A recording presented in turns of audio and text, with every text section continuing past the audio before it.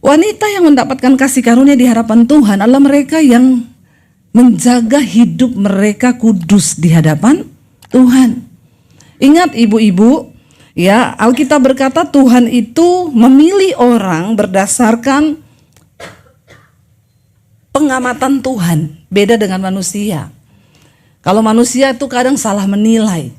Ingat ketika Samuel ingin memilih raja yang akan diurapi menggantikan Saul, waktu dia lihat anaknya Isai yang bernama Eliab itu kakaknya Daud, dia langsung bilang ini pasti akan dipilih Tuhan jadi raja karena tampangnya gagah, dia seorang prajurit.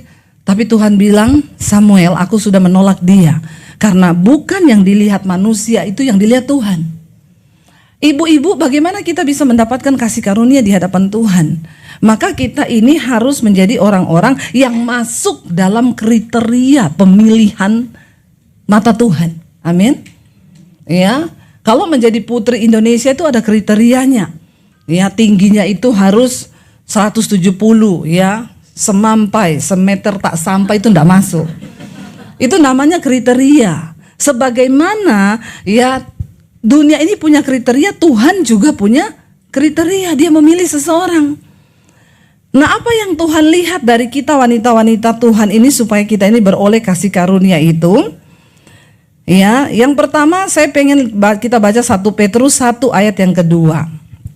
Alkitab berkata begini, 1 Petrus 1 ayat 2, yaitu orang-orang yang dipilih sesuai dengan rencana Allah Bapa kita dan yang dikuduskan oleh Roh supaya taat kepada Yesus Kristus dan menerima percikan darahnya, kasih, ya, kiranya kasih karunia dan damai sejahtera makin melimpah atas kamu. Ya, apa syarat menjadi orang yang menerima kasih karunia Tuhan, dipilih oleh Tuhan? Dikatakan mereka adalah orang-orang yang dipilih. Yesus berkata, banyak yang terpanggil tapi sedikit yang terpilih. Hari ini kita semua ini terpanggil untuk percaya Yesus. Tapi belum tentu terpilih.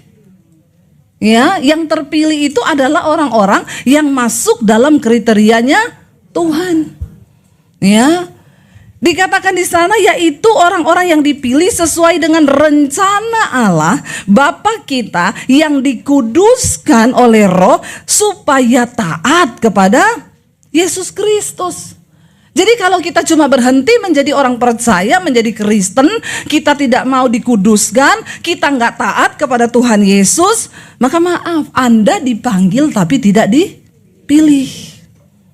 Hati-hati Bapak Ibu, ya, kita hari-hari ini sedang masuk di dalam seleksi Tuhan nih, ya, menjelang akhir zaman. Jangan hanya menjadi orang yang dipanggil, tapi mari kita masuk lebih dalam menjadi orang yang dipilih oleh Tuhan. Karena banyak yang terpanggil, sedikit yang terpilih, kata firman Tuhan. Itu Yesus yang ngomong loh. Nah, bagaimana supaya kita ini menjadi orang yang dipilih Tuhan? Yuk kita lebih spesifik masuk bagaimana menjadi wanita Allah. 1 Petrus 3 ayat 3 yang keempat. Ayat 3 dan ayat yang keempat. 1 Petrus 3 ayat 3 dan keempat. Saya yakin semua wanita Kristen pasti hafal ayat ini, karena ini khusus ditujukan untuk para wanita. 1 Petrus 3 ayat yang ketiga dan ayat yang keempat. Baca bersama. Perhiasanmu janganlah secara lahiriah, yaitu dengan mengepang-epang rambut, memakai perhiasan emas, atau dengan mengenakan pakaian yang indah-indah. Tetapi perhiasanmu ialah manusia batiniah yang tersembunyi dengan perhiasan yang tidak binasa, yang berasal dari roh yang lemah lembut dan tentram, yang sangat berharga di mata Allah. Amin ibu-ibu. Kita boleh dandan, boleh pakai perhiasan, ya, tapi itu jangan menjadi fokus utama kita di dalam hidup ini. Amin. Karena banyak orang itu cuma sibuk memikirkan hal-hal yang lahiriah seperti ini, ya, sehingga dia lupa mengejar apa yang utama, yaitu kecantikan manusia batiniahnya. Ya, boleh dandan, tapi Alkitab juga berkata jangan, ya, merawat tubuhmu hanya untuk memuaskan keinginannya. Ya, kita harus rawat badan kita karena ini adalah bait Allah, tapi jangan sampai berlebihan. Apalagi yang dirawat tubuh terus, manusia batiniahnya nggak pernah dirawat. Ini sesat ini. Ya, bagaimana kita bisa masuk kriteria pilihan Tuhan? Kalau kita ini nggak pernah ya memiliki, dikatakan di sana, yang berasal dari roh yang lemah lembut, yang tenteram, dan itu sangat berharga di mata Tuhan. Seorang wanita yang dipilih Tuhan, dia taat kepada Roh Kudus, taat kepada Kristus, dia memiliki hati dan roh yang lemah lembut. Amin. Apa itu lemah lembut? Mudah berubah untuk bertobat. Lemah lembut itu bukan orang Solo ya, yang halo apa kabar, karena sekarang banyak wanita-wanita pret ya, karena belajar public speaking, jadi kalau ngomong senyum terus, halo ibu apa kabar ya, di mulut senyum tapi hati busuk. Buat apa? Tuhan itu melihat hati kita ya, Tuhan menilai hati kita. Jadi biar manusia rohani kita ini menjadi manusia roh yang lemah lembut dan tenteram. Kita dikuduskan oleh Roh Kudus. Artinya apa? Orang yang hidup dalam kekudusan, tidak ada dosa dalam dirinya ya. Kita masih bisa buat dosa, tapi kita gampang bertobat waktu kita ditegur oleh Roh Kudus. Ya, kita nggak mudah kecewa, nggak mudah marah, ya tidak mudah sakit hati. Ya, kalaupun ada yang fitnah, ya sudah biarin aja, ya. Doakan dia, amin. Jangan amin-amin di sini tuh loh ya. Padahal ya, ayo Tuhan tuh melihat hati kita. Waktu kita ini menjadi manusia yang wanita yang lemah lembut, kita punya firman dalam hidup kita, memiliki roh yang lemah lembut dan tenteram, kita mudah berubah untuk bertobat. Ya, untuk bertobat. Makanya Bapak Ibu, firman Tuhan bilang Tuhan tuh melihat hati. Tapi ada ayat yang berkata, jagalah hatimu dengan segala kewaspadaan. Saya kemarin sama suami kita share tentang ayat ini ya, suami saya bilang gini, ternyata yang Tuhan suruh itu kita nih harus jaga hati kita. Karena kita akan bertemu dengan banyak orang-orang aneh, kita akan bertemu dengan banyak orang-orang yang ya bisa mengecewakan kita, dan kita tidak bisa mengubah orang itu kan. Urusan kita bukan dengan orang itu loh, urusan kita dengan hati kita. Makanya yang Tuhan tuh nggak bilang gini, waspadalah, hati-hati jaga mulut orang. Ada ayat Alkitab yang bilang begitu, ya, karena kita sendiri tidak bisa menjaga mulut orang, ya. Dia mau ngomong apa tentang kita, ya itu haknya dia, karena yang punya mulut ya mulutnya dia toh. Kita kan nggak mungkin bisa tutup mulut orang. Tapi yang Alkitab bilang itu, saya berdiskusi dengan suami kemarin. Saya bilang iya, makanya ketika kita dengar orang menjelek-jelekkan kita, ya kadang-kadang memang terganggu di hati. Tapi kita harus cepat-cepat dalam nama Tuhan Yesus, ampuni hatiku nih Tuhan, ampuni aku Tuhan. Ya, saya kadang kalau dengar orang bilang, Bu saya dengar gini-gini, ibu mau klarifikasi nggak sama orangnya? Ngapain ya, ngapain kita klarifikasi tuh ngapain? Ya, kita ini menjadi orang yang dewasa ketika kita dengar sesuatu, orang ngomong tentang kita dan kita cuma bilang, puji Tuhan, aku mengampuni dia, itu top saudara. Engkau sudah masuk dalam kriteria yang Tuhan cari. Ya, enggak usah, ya terus, tahu nggak? Saya tuh kemarin dengar, iya, terus. Bentar, saya telepon dia. Ya, nggak usah lah ya. Ayo kita nih berdoa menjadi orang-orang yang bijaksana. Ibu-ibu, kalau kamu juga dicurhatin orang, kasih temenmu itu nasihat firman Tuhan, amin. Jangan kau semakin menyesatkan temenmu. Ya, ada yang datang curhat, tuh loh suami saya tuh gini-gini. Suami kayak begitu modelnya, kenapa juga kau masih setia sama dia? Nah, ini setan ini ya. Ingat, yang memberi nasihat tidak sesuai firman Tuhan tuh temannya setan. Ya, jangan dikasih celah ya. Nggak apa-apa itu kebuka handphonenya dan nggak tahu cara matiinnya. Ya, jadi kita tuh berdoa supaya hari-hari ini kita menjadi alatnya Tuhan.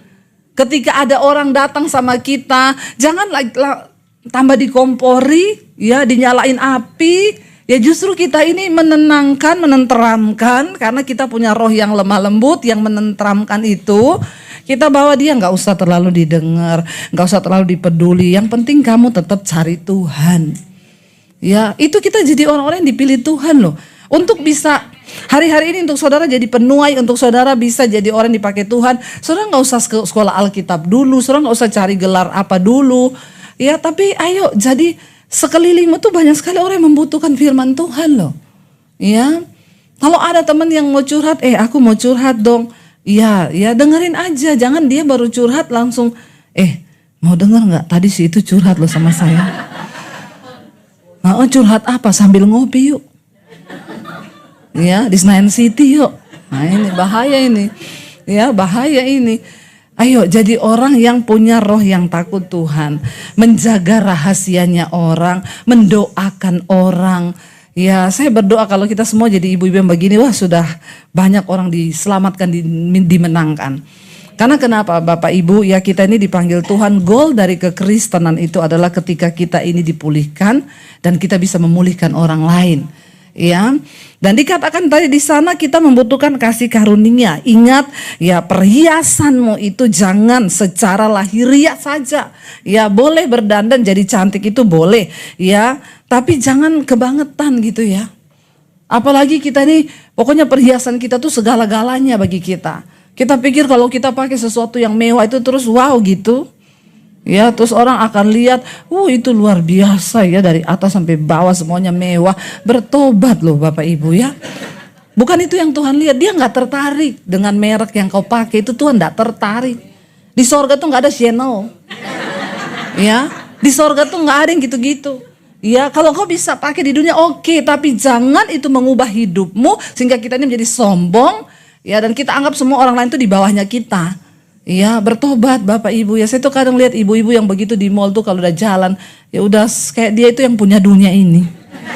Iya, seringkali sama orang lain juga udah nggak anggap, ketemu security udah nggak anggap, ketemu orang ini udah sombong. Jangan loh. Iya, kita belajar menghormati semua orang sekalipun dia cuma satpam, penjaga toilet. Ya bilang terima kasih kalau keluar dari toilet. Ya, itu menunjukkan kita ini anak Tuhan, ya, wanitanya Tuhan. Ya, jangan ketika kita sudah berpikir sudah paling wow lalu kita ini menganggap semua orang tuh rendah.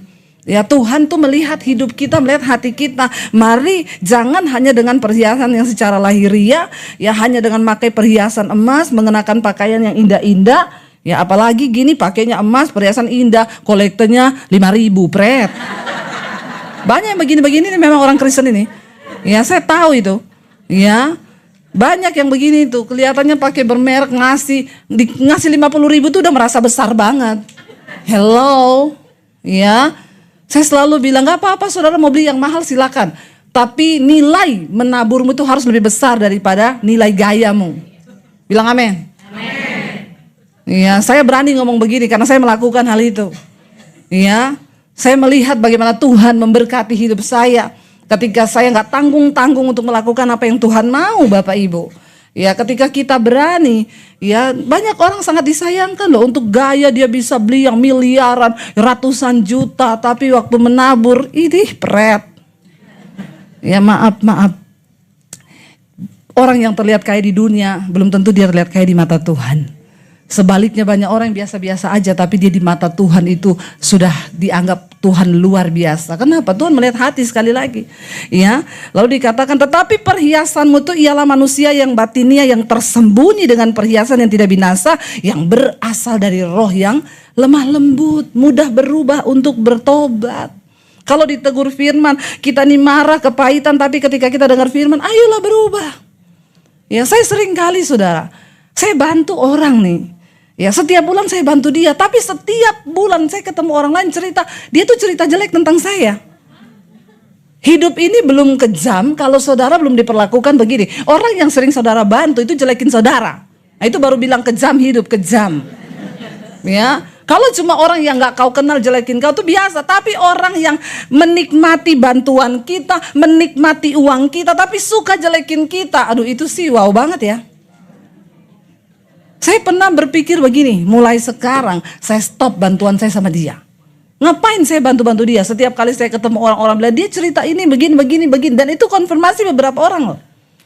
Tapi satu kali saudara, Tuhan tuh menegur saya. Kamu berbuat baik sama dia bukan karena dia baik sama kamu. Kamu berbuat baik sekalipun dia jahat, itu karena kamunya yang baik. Dan jangan berubah. Sekalipun dia balas jahat, tapi kamu jangan berubah, tetaplah baik. Itu sulit nggak? Auzubillahi minasyaitonirrahmanirrahim. Susahnya minta ampun. Saya harus menengking diri sendiri setiap hari. Akhirnya Tuhan bilang, ya tetap berkati, saya mau transfer nih ya, tangan saya bergetar loh. Males banget saya transfer sama orang ini, males. Tapi Tuhan bilang gak bisa. Aku tuh melihat hatimu, bukan karena dia baik terus kamu baik. Berarti kamu palsu kebaikannya. Tapi walaupun dia jahat, ya kamu tetap baik. Kamu berbuat baik bukan karena orang itu baik, tapi memang kamunya baik. Amin. Bilang kanan kirimu, denger tuh. Ya, jadi Bapak Ibu, itulah kekristenan, itulah iman, itulah yang Tuhan tertarik dari hidup kita, amin. Waktu kita itu menjadi orang yang masuk dalam kriterianya Tuhan, maka Tuhan akan percayakan banyak hal besar loh. Ya, saya melihat Tuhan tuh bekerja. Saya cerita sama Pak Timothy tadi, Pak sekali-sekali mampirlah ke sekolah misi yang kita bangun. Ketika Tuhan memilih saya dan suruh saya bikin sekolah gratis untuk orang-orang yang mau jadi hamba Tuhan. Sekolahkan mereka gratis yang dari desa-desa. Saya bilang, Tuhan, kayak Maria bilang, tapi bagaimana mungkin hal itu terjadi? Sebab saya ini gak punya duit. Bangun sekolah begitu emang murah. Tanahnya dari mana? Ininya dari mana? Tuhan bilang enggak. Semua itu aku yang punya. Aku cuma cari orang yang mau terlibat, ya, dan aku melihat hati. Saya cuma bilang, oke Tuhan kalau begitu. Lalu kami mulai berjalan dengan iman. Tuhan mulai bukakan jalan, dapat tanah 4.500. Tapi ketika sudah digambar, saya disodorkan 4 miliar pembangunannya. Saya bilang, hah? Saya jujur siapin uang hanya 2 miliar waktu itu. Itu berkat yang saya dapat dari pelayanan saya di YouTube. Ya, buat beli tas lumayan gak itu? Saya nggak pakai Hermes loh. Ya, bisa nggak saya beli? Bisa. Tapi buat apa? Ya, buat apa? Kalau kita nggak menyenangkan hati Tuhan. Lalu ketika sudah digambar, saya disodorkan. Saya bilang sama suami, 4 miliar nih. Saya pikir 500 juta udah cukup bangun. Akhirnya saya cuma berjalan dengan iman. Tadinya saya mau taruh nomor rekening di YouTube. Saya bilang sama suami, gampang lah kita taruh nomor rekening di YouTube. Nanti kalau sudah mulai pembangunan saya umumkan, saudara, kami sudah mulai pembangunan, silakan saudara menabur di nomor rekening yang tertera di bawah sini. Ya, itu rencana saya. Nanti nomor rekeningnya muter-muter di layar kan. Tapi dari awal kami melayani di YouTube, kami komitmen tidak akan taruh nomor rekening di layar. Ya, bahkan teman-teman dekat saya dalam pelayanan kita di Mesbah Doa, tidak ada satupun yang saya kirimi proposal. Ya, mereka cuma lihat aja, tahu-tahu selesai. Waktu saya mau taruh nomor rekening itu, Tuhan tuh ngomong gini. Suami saya tanya, nomor rekening mana yang mau ditaruh di YouTube? Saya bilang, saya doa dulu, saya tanya Tuhan. Waktu saya berdoa, Tuhan bilang, coba kamu taruh rekeningmu. Aku ndak ikut bekerja. Karena kamu sudah seperti Daud yang mencoba menghitung kekuatan pasukannya. Padahal Daud tahu dia menang bukan karena pasukannya, tapi karena kuasaku yang menyertai dia. Kalau kamu taruh nomor rekening, aku tidak ikut bekerja. Saya bilang sama suami, tidak jadi taruh nomor rekening. Suami saya bilang, kenapa? Buat apa kita bangun sekolah besar tapi Tuhan tidak bekerja di dalamnya? Banyak loh sekarang gereja besar tapi nggak ada Tuhan. Tuhan nggak ikut karena manusianya lebih bisa. Ya, oh aku bisa dengan berbagai cara bisa kok. Tapi buat apa? Buat apa kalau Tuhan nggak berkenan? Ya, akhirnya saya bilang jalan aja dengan iman. Bener dengan iman? Dengan iman aja. Ya wes lah Tuhan maunya seperti itu. Ya, dan dalam waktu 6-7 bulan saudara pembangunan itu selesai. Saya nggak tahu itu orang-orang datang. Bu, saya mau sumbang material, hubunginya siapa? Ini nomor pemborong saya, tanya aja di mana alamatnya, apa yang kamu mau kasih, apa yang dibutuhkan, tanya sendiri. Bu, saya dari pabrik cat, mau ngasih cat, apa yang dibutuhkan, tanya pemborong saya. Bu, saya sampai hari ini saya nggak kenal orang-orang itu, dan saya nggak pengen tahu. Ya kan ada hamba Tuhan gitu ya, waktu ada donatur pengen tahu, terus dikirimi ayat tiap pagi. Ya, shalom ibu. Ya hari ini Tuhan berbicara lewat saya buat ibu. Ini ayatnya ya bu, pret. Nggak usah direkayasa lah sama Tuhan itu. Ya, kita hidup lurus, hidup kudus. Tuhan tahu kok hati kita. Dan akhirnya saudara, sekolah itu selesai dalam waktu 7 bulan. Ya, Desember ini selesai, nanti angkatan kedua, Januari masuk angkatan ketiga. Semua karena anugerah Tuhan. Dan puji Tuhan, murid-murid kita sudah ada yang ditempatkan di pedalaman Kalimantan Tengah menjadi guru Kristen di sana, dan beberapa tersebar ya di pelosok-pelosok ya. Ada beberapa titik misi di pedalaman yang sampai hari ini saya melihat ya, kita nih ya, Debbie Basir ini siapa? Saya ini bukan orang pinter yang punya titel STH, MTH, profesor, doktor. Kagak. Ya, saya juga bukan orang kaya yang punya kekayaan banyak, enggak. Ya, orang baru punya uang segitu, Tuhan minta segitu, coba. Tapi luar biasanya saudara tahu enggak? Waktu pembangunan berjalan, uang yang saya siapin itu enggak terpakai. Luar biasa kan Tuhan? Jadi Tuhan itu seringkali cuma lihat hati. Ya, Tuhan bilang aku cuma lihat hatimu. Ya, dan Tuhan bilang aku yang punya harta, aku yang punya uang. Tapi aku cuma uji hatimu. Kau rela nggak baru punya uang segitu suruh keluarin semua? Ya, dan setelah jalan ternyata nggak terpakai. Kami melihat bagaimana Tuhan berkarya dengan cara Tuhan yang ajaib. Ya, makanya hati-hati ibu-ibu waktu Tuhan mencobai hatimu. Ya, kalau beli perhiasan, berani miliar-miliar. Tapi untuk pekerjaan Tuhan, kasihan deh lu. Ya, hati-hati. Apa yang Tuhan lihat dari hidup kita, hati kita yang percaya bahwa napas hidup ini pun Tuhan yang punya. Benar nggak? Nggak usah kita bicara harta yang kita punya, rumah yang kita punya. Maaf, kesehatan hari ini yang kau punya itu juga Tuhan yang pegang kendali. Itu kasih karunia Tuhan. Kita bisa napas hari ini itu kasih karunia Tuhan. Makanya selama diberi kesempatan hidup, tanya sama Tuhan, maumu itu apa Tuhan? Masa aku hidup cuma gini-gini terus, pindah dari satu arisan ke arisan lain, ke arisan lain, ke arisan lain. Ya capek gak saudara? Ya, saya ini tahu. Orang tuh kadang nanya saya, ibu tuh gak capek toh? Hari ini saya lihat ibu di Papua, besok sudah di sana, besok di Malaysia, di mana. Saya tahu kita ada di waktu-waktu yang singkat. Saya takut nanti menghadap Tuhan, terus Tuhan tanya, waktumu di dunia aku berikan kau hidup sampai 50 tahun, apa yang kau buat? Amin saudara. Ayo tanya sama dirimu, apa yang sudah kita buat bagi Tuhan? Jangan santai dengan hidup ini. Ya, Tuhan tiap hari arisan di Plaza Indonesia, besoknya arisan lagi di Senayan City. Tiap hari kau arisan. Kalau enggak ke arisan salon, kalau enggak Pilates. Lama-lama Tuhan bilang begini, lah kok waktumu habis buat dirimu sendiri ya? Terus apa yang kau lakukan buatku? Orang Kristen, jangan puas, kau hanya percaya Tuhan dan kau berdiam di situ. Ada banyak perkara besar yang Tuhan mau kerjakan dalam hidup kita, amin. Dan Tuhan gak cari kita nih mampu atau tidak. Karena kemampuan itu berasal dari kasih karunia. Maria berkata, bagaimana mungkin itu terjadi? Aku ini belum menikah. Bagaimana mungkin nanti nama baikku kalau aku hamil gak punya suami? Ada begitu banyak pertanyaan di dalam benaknya Maria.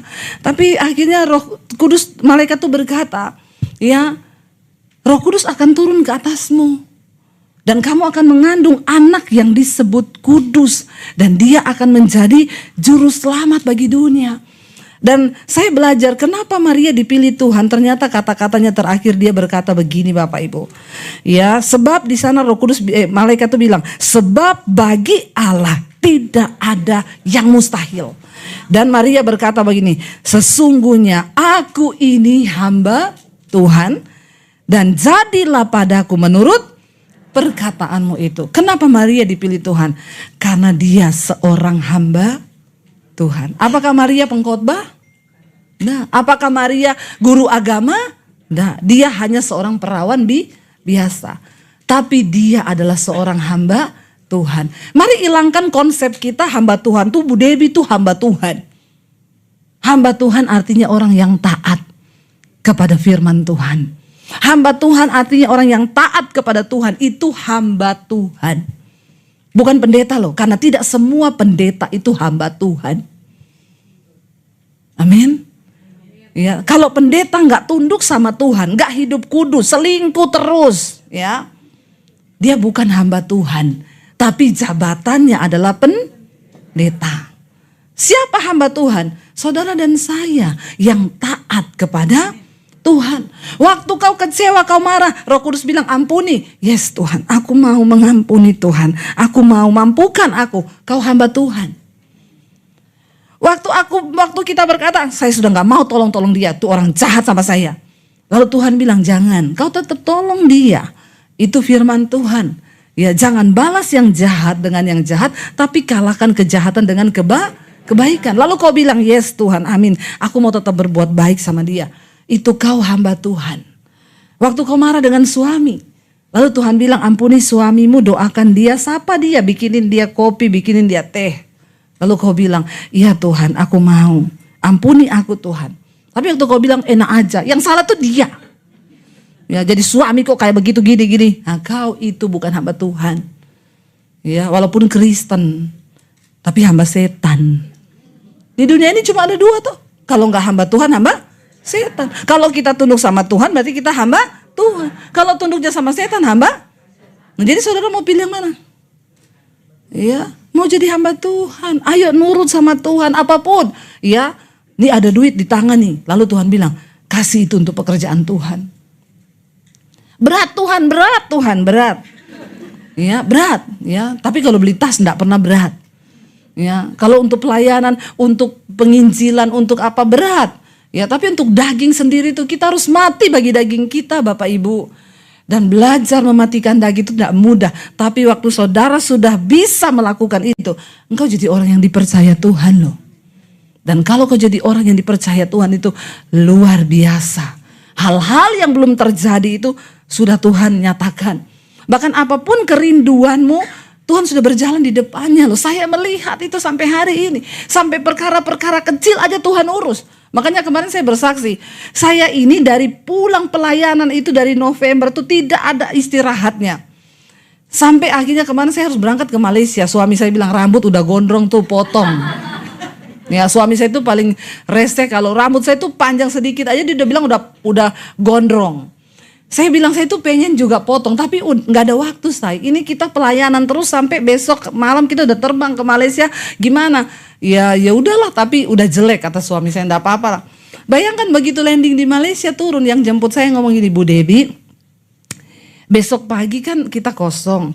Ibu mau nggak saya ajak ke salon? Nanti rambut ibu dicat sedikit terus dipotong biar rapi. Saya bilang sama suami saya, itu loh Tuhan itu loh. Tuhan loh itu. Aku nggak ngomong loh. Nggak sindir-sindir. Bu, salon di sini di mana? Nggak usah pakai asaran nyindir-nyindir. Ya, Tuhan itu tahu.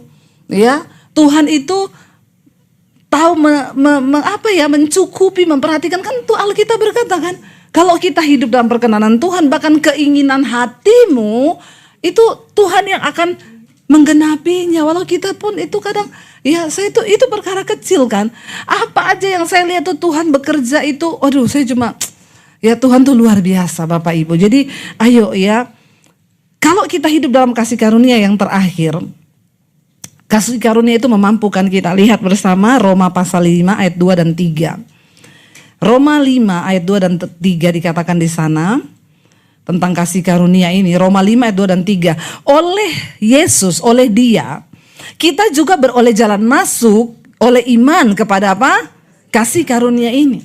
Dan di dalam kasih karunia ini kita berdiri dan kita bermegah dalam pengharapan akan menerima kemuliaan Allah. Dan bukan hanya itu saja, kita malah bermegah juga dalam kesengsaraan kita, karena kita tahu bahwa kesengsaraan itu menimbulkan orang yang mendapatkan kasih karunia Tuhan, sekalipun dia mengalami kesengsaraan, dikatakan dia bisa bermegah. Orang yang hidup dalam kasih karunia Tuhan itu, wow, mereka bisa melihat banyak hal dari cara pandangnya Tuhan. Nggak ada lagi yang bisa menyakiti hati kita. Ketika orang menjahati kamu, Tuhan suruh tetap berbuat baik. Terima kasih Tuhan, aku dapat kesempatan untuk membuktikan kemurnian imanku dan aku percaya aku pasti akan mendapat berkat dari Tuhan. Amin. Itu yang dimaksud bahwa dalam kasih karunia itu kita bisa berdiri, kita bermegah dalam pengharapan bahwa kita akan menerima kemuliaan Allah. Cuma orang-orang yang memperoleh kasih karunia Tuhan, mereka akan melihat kemuliaan Tuhan. Dan bukan itu saja. Ayat ini dengan jelas berkata, perhatikan. Dan bukan hanya itu saja. Kita bukan hanya berdiri dan bermegah karena menantikan kemuliaan Tuhan. Tapi ini yang wow. Kita malah bermegah juga dalam kesengsaraan kita. Makanya kalau ada masalah gak usah terlalu baper, koper, bagasi. Ya, buang itu. Baper, bawa perasaan, koper, korban perasaan. Bagasi, bahagia gak, sedih iya. Ya, jangan Bapak Ibu. Hidup ini kita gak bisa tentukan apa yang akan datang menimpa kita. Tapi kita bisa memilih bagaimana cara kita berespon. Waktu kita memilih berespon sesuai firman Tuhan, itulah kebahagiaan. Ya, mau difitnah, memang sih di hati itu sebagai manusia ya enggak enak, tapi teruslah berusaha. Tengking hatimu sendiri. Kau enggak usah tengking orang lain. Ya, saya dengar dia cerita gini, masuk di kamar Tuhan, balas dia Tuhan, kasih kecelakaan dia. Nah, ini sih ya, kau enggak akan pernah lulus. Ketika engkau hatimu disakiti, masuk kamar Tuhan, ampuni hatiku Tuhan, ampuni. Aku juga mengampuni dia, tapi jaga hatiku ini Tuhan. Makanya Daud berkata, setiap malam di atas pembaringan, aku menguji hatiku. Tiap kali kau mau tidur malam, ibu-ibu cek hati, amin. Jangan cuma sibuk cek-cek di lab sana, cek kolesterol, cek gula darah. Ya, semua dicek. Ya, cek kreatin, cek ini, tapi nggak pernah cek hati. Bilang kanan kirimu, cek hati kau. Ya, jangan yang dicek-cek itu cuma ya yang kesehatan lahiriah aja dicek. Terus kalau sudah hasilnya baik, nggak ada bintang terus seneng gitu. Ya, nggak ada bintang sih, semuanya bagus. Padahal di hati udah busuk nih. Ya, Tuhan nggak berkenan seperti itu ya. Jangan ya ibu-ibu, jangan ya. Kita sering nggak lupa, setiap bulan, setiap minggu kita harus ini, harus treatment, semuanya dilakukan. Mulai dari rambut, kuku, semua di treatment. Tapi jaga hati, jaga hati ini, cek hati. Kita harus lakukan tiap malam sebelum tidur. Kenapa? Karena kita nggak tahu besok kita masih bangun atau tidak. Amin. Kita nggak pernah tahu loh, kita tidur, ya tiba-tiba kita sudah dipanggil Tuhan, nggak ada yang pernah tahu. Jangan seneng kalau hasil cek kesehatanmu itu baik semua. Jangan senang kalau kau rajin olahraga, bagus Bapak Ibu. Tapi olahraga itu gak memperpanjang umur. Karena hidup mati ada di tangan Tuhan. Orang olahraga itu sehat iya. Ya, tapi umur di tangan Tuhan. Kita sering dengar tuh, gak ada sakit. Bahkan saya pernah dengar ada bapak-bapak cerita saya. Itu loh Bu WL saya. Datang ke gereja itu happy banget. Ketawa-ketawa, masih muda umur 40-an. Ditanya sama bapaknya, kamu kenapa ketawa-ketawa? Seneng Pak, kemarin hasil lab saya sudah keluar. Kenapa? Baik semuanya, enggak ada bintang. Kemarin tuh kan ada bintang, ini saya perbaiki, saya olahraga, enggak ada bintang. Berarti sehat ya? Iya puji Tuhan, makanya saya seneng banget. WL hari itu, ketika dia selesai WL ngomong begini, ada yang mau kesaksian Bapak Ibu, saya beri waktu. Karena gak ada yang maju-maju, dia bilang ayo kita angkat satu lagu lagi sambil saya tunggu. Begitu angkat lagu, jatuh mati. Di hari yang sama. Makanya saya selalu bilang, jangan terlalu fokus kepada hanya manusia fisik kita. Kita cek darah, kita cek ini, makan sehat itu bagus ya. Saya pun sekarang melakukan itu. Ya banyak yang ngomong, Ibu Debbie sekarang langsing ya. Belum langsing sih, belum. Masih menuju, tapi kan sudah lumayan toh. Ya, saya cuma melakukan perubahan ya. Sekarang setiap hari 30 menit treadmill ya, terus angkat-angkat beban yang ringan-ringan saja karena beban hidup ini sudah berat. Tidak usah kau tambah lagi dengan beban di olahraga, itu terlalu berat ya. Mengangkat 100 kilo enggak usah. Yang biasa-biasa aja. Mulai jaga makan sehat, banyakin protein, kurangi tepung-tepung, gula. Ya, karena saya mau sehat. Bukan mau umur panjang. Umur panjang itu di tangan Tuhan. Ya, kita kan mau umur panjang dan sehat. Ya, kalaupun Tuhan kasih umur panjang, puji Tuhan, tapi sehat gitu. Enggak jalannya gini. Aduh, kenapa ya? Aduh, asam urat. Nah, itu kan ya apalagi kita masih mau pelayanan.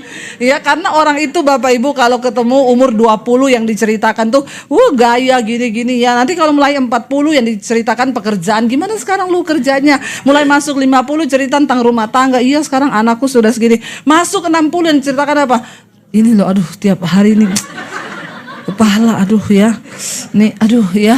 Dulu umur 40 kalau ketemu baunya Elvi, sekarang minyak telon, minyak kayu putih ya. Ya, balsem ya, itu akan terjadi dengan sendirinya ya. Itu sudah faktor alami itu. Jadi mari kita ini bijaksana dalam hidup kita supaya ibu-ibu kita menjadi wanita yang dipilih Tuhan. Ayo ya, sekarang ini kita ada di penghujung 2024. Coba hitung waktu setahun 365 hari. Setiap hari 24 jam. Coba saudara nanti mulai rinci 24 jam itu habis buat apa? Ya, bangun pagi saya olahraga 2 jam. Ada yang olahraga sampai 3 jam. Itu lemak dibakar, otot dibakar, otak dibakar, semua sudah dibakar itu. Ada orang nge-gym 6 jam. Ibu-ibu loh nge-gym 6 jam. Ya, itu sih sudah kedagingan itu ya. Ayo hitung coba 24 jam setiap hari. Hitung. Setelah nge-gym kita ngapain? Setelah itu arisan, setelah itu salon, setelah itu hello. Berapa banyak waktu yang kita pakai untuk melakukan pekerjaan Tuhan? Saya nggak bicara soal khotbah, tapi kau perlu doakan orang. Kau perlu cari jiwa. Coba mulai sekarang berdoa, Tuhan pertemukan aku dengan jiwa yang harus aku layani.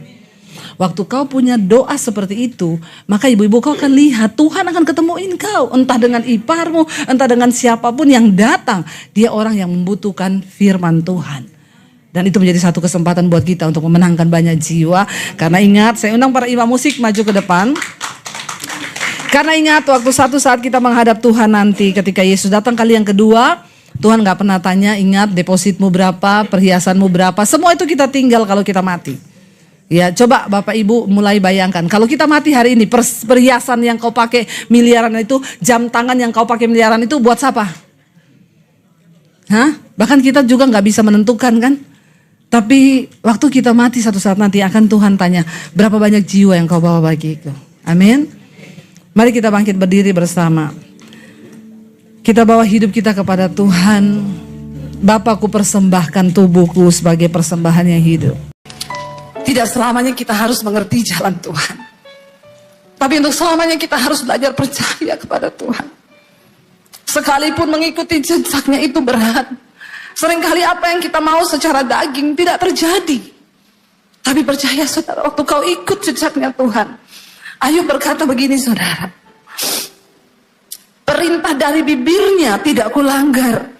Dalam sanubariku kusimpan ucapan mulutnya. Mari dengarkan firman Tuhan dan simpan itu dalam hatimu. Waktu engkau menyimpan firman dalam hatimu, maka firman itu yang akan menuntunmu saudara. Untuk mulai mengikuti kehendak Tuhan. Waktu kau simpan firman dalam hatimu, maka firman itu yang akan berkuasa membawa engkau sampai pada tujuannya Tuhan. Karena firman itu berkuasa. Dan firman itu dikatakan akan mengerjakan setiap apa yang disuruhkan Allah untuk terjadi dalam hidup kita. Bahkan Ayub berkata begini, tetapi Tuhan itu tidak pernah berubah. Siapa dapat menghalangi Tuhan? Perhatikan saudara, kalau hari ini engkau belum mencapai satu tujuan di hidupmu, jangan salahkan orang lain. Jangan pernah salahkan gara-gara dia ini, saya nggak bisa dapat ini. Jangan pernah salahkan nih gara-gara dia ini, sampai saya hari ini harus begini. Waktu Tuhan yang menentukan untuk engkau dapat mencapai sesuatu, maka dikatakan tidak ada yang bisa menghalangi Tuhan. Tidak ada yang dapat menghalangi kuasa Tuhan yang besar untuk membawa engkau digenapi janji itu dalam hidupmu. Gak ada. Tidak ada satu manusia yang berkuasa pun saudara yang dapat menghalangi jalan Tuhan atas hidupmu. Bagian kita cuma duduk di kaki Tuhan dan belajar percaya. Ajar kami memahami Tuhan, apa maksudmu dari setiap ujian ini. Waktu kau tahu bahwa ayat ini berkata, siapa dapat menghalangi Tuhan? Karena itu saya selalu belajar untuk menerima bahwa kenyataan apapun yang kita hadapi hari ini itu seizin Tuhan. Dia tidak pernah terlalu cepat. Tuhan gak pernah buru-buru saudara. Walaupun kita udah gebelet banget pengen